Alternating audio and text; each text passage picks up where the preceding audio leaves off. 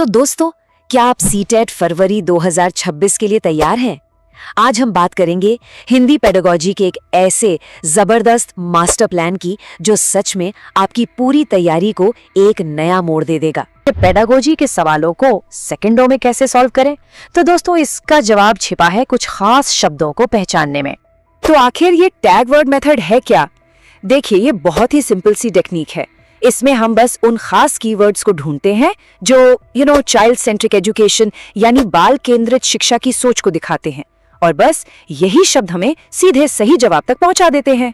अब देखिए, ये टैग वर्ड्स ना दो तरह के होते हैं। एक होते हैं पॉजिटिव और दूसरे नेगेटिव। बहुत आसान है।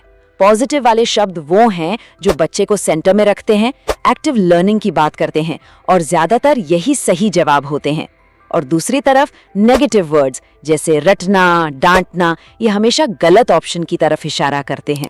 तो चलिए कुछ पॉजिटिव टैग वर्ड्स के उदाहरण देखते हैं, जैसे अवसर देना, प्रोत्साहन, बाल केंद्रित। ये सारे शब्द क्या बता रहे हैं? यही कि बच्चा एक्टिव है, बच्चा जरूरी है। तो जिस भी ऑप्शन में आपको ये शब्द दिखे ना, समझ जाइए वही आपका सही जवाब हो सकता है। और अब देखते हैं नेगेटिव टैग वर्ड्स को जिनसे हमें बचना है, जैसे केवल, मात्र, ही, रटना, याद करना, दंड देना, तुलना करना। ये शब्द सीखने को एक दायरे में बांध देते हैं। तो जैसे ही आपको ये किसी ऑप्शन में दिखें, बस उस ऑप्शन को तुरंत एलिमिनेट कर दीजिए। ठीक है, थ्योरी बहुत हो गई। चलिए अब इसे एक्शन में देखते हैं, है ना? हमारा पहला और सबसे जरूरी टॉपिक है भाषा अर्जन और अधिगम। यकीन मानिए, अगर आपने इन दोनों का फर्क समझ लिया तो कई सवाल आपके लिए एकदम आसान हो जाएंगे। तो फर्क क्या है? बहुत सिंपल है। भाषा अर्जन वो है जो अपने आप होता है, स्वाभाविक रूप से, जैसे हम घर पर अपने परिवार से अपनी मातृभाषा सीखते हैं। कोई एफर्ट नहीं, कोई नियम नहीं। और भाषा अधिगम ये होता है प्रयास के साथ, सोच समझकर, स्कूल में नियमों के साथ, जैसे हम कोई दूसरी भाषा सीखते हैं।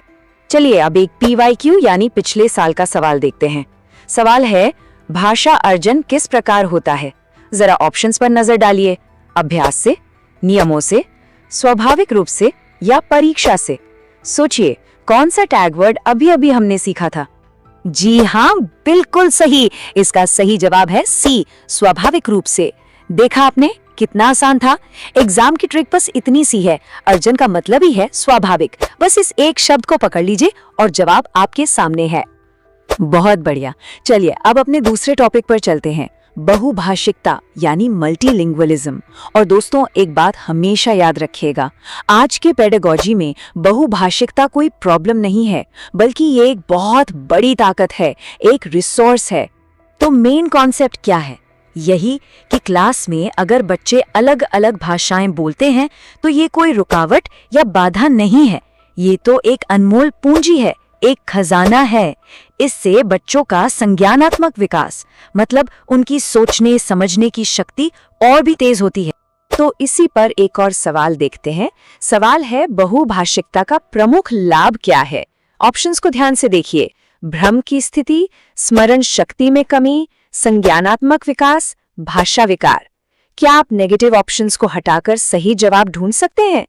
बिल्कुल सही जवाब है सी, संज्ञानात्मक विकास। एग्जाम की ट्रिक यहाँ भी वही है। बहुभाषिकता हमेशा एक पॉजिटिव चीज है, एक रिसोर्स है। बाकी के तीन ऑप्शन, भ्रम, कमी, विकार, ये सब तो नेगेटिव टैग वर्ड्स हैं, तो उन्हें तो हम देखते ही हटा देंगे। चलिए अब अपने आखिरी टॉपिक पर आते हैं, मूल्यांकन और सहायक सामग्री।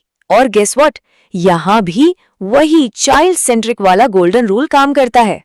एक बात बिल्कुल साफ समझ लीजिए, आज के समय में मूल्यांकन यानी असेसमेंट का मकसद बच्चे को नंबर देना, रैंक देना या पास फेल करना नहीं है। इसका सिर्फ एक ही मकसद है, सिखाने और सीखने के तरीके को बेहतर बनाना, बस। तो ये रहा अगला सवाल, फॉर्मेटिव असेसमेंट का उद्देश्य क्या है? ऑप्शन है अंक देना, तुलना करना, सीखने में सुधार या प्रमोशन। सोचिए, कौन से शब्द नेगेटिव हैं और कौन सा पॉजिटिव? एकदम सही जवाब है सी, सीखने में सुधार। देखा, ट्रिक फिर से काम कर गई। आधुनिक असेसमेंट का एक ही लक्ष्य है, सुधार। अंक, तुलना, प्रमोशन, ये सब पुराने और नेगेटिव टैग वर्ड्स हैं। तो दोस्तों, हमने जो कुछ भी सीखा, चलिए अब उसे एक सिंपल फाइनल एग्जाम फॉर्मूले में पैक करते हैं। ये फॉर्मूला आप सीधे एग्जाम हॉल में यूज कर सकते हैं। ये है हमारा 3 स्टेप विनिंग फॉर्मूला। स्टेप 1, सबसे पहले सवाल को ध्यान से समझिए कि वो पूछ क्या रहा है। स्टेप 2, फिर तेजी से सारे ऑप्शंस में पॉजिटिव और नेगेटिव टैग वर्ड्स को ढूंढिए।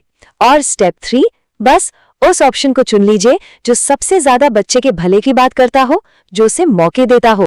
और आखिर में बस ये एक लाइन अपने दिलो दिमाग में बिठा लीजिए, हमेशा वो विकल्प चुने जिसमें बच्चे को अवसर और सम्मान मिले। बस ये एक सोच पूरी पेडागॉजी का निचोड़ है। ये आपको कभी गलत रास्ते पर नहीं जाने देगी। तो दोस्तों, राज सर की इस मेहनत के लिए इस वीडियो को एक लाइक तो बनता है। और हाँ, कमेंट में जरूर बताइएगा कि आप पेपर 1 की तैयारी कर रहे हैं या पेपर 2 की। साथियों, अगर आप इस चैनल एजू हेल्प बाय राज पर पहली बार आए हैं तो इसे सब्सक्राइब करना बिल्कुल मत भूलिएगा। आपकी CTET परीक्षा के लिए ऑल द बेस्ट।